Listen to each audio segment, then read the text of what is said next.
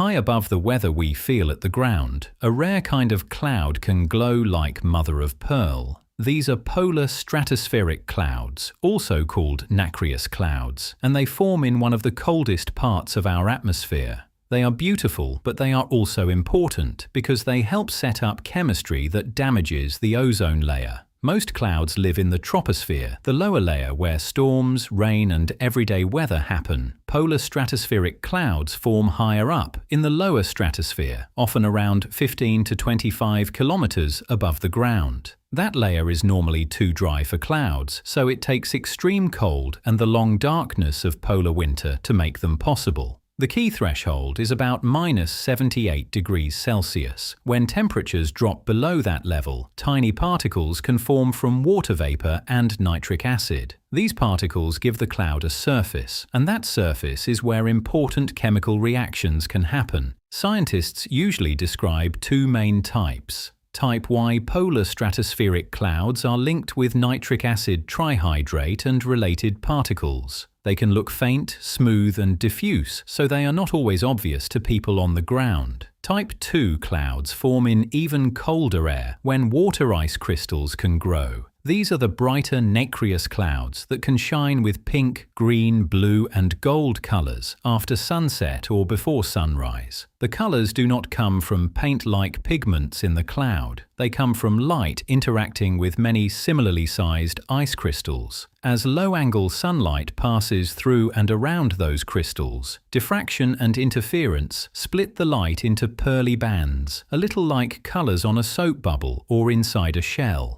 Timing matters. After the ground and the lower atmosphere are already in shadow, the sun can still reach these high stratospheric clouds. That is why nacreous clouds often seem to glow against a dark twilight sky, especially over snowy polar landscapes. Their beauty has a serious side. The surfaces of polar stratospheric cloud particles allow heterogeneous chemistry, meaning reactions happen on the particles instead of only in the air around them. In the polar vortex, cold air can stay trapped and isolated for weeks or months, giving those reactions time to prepare chlorine compounds for ozone destruction. When sunlight returns in spring, those chlorine compounds can rapidly break down ozone.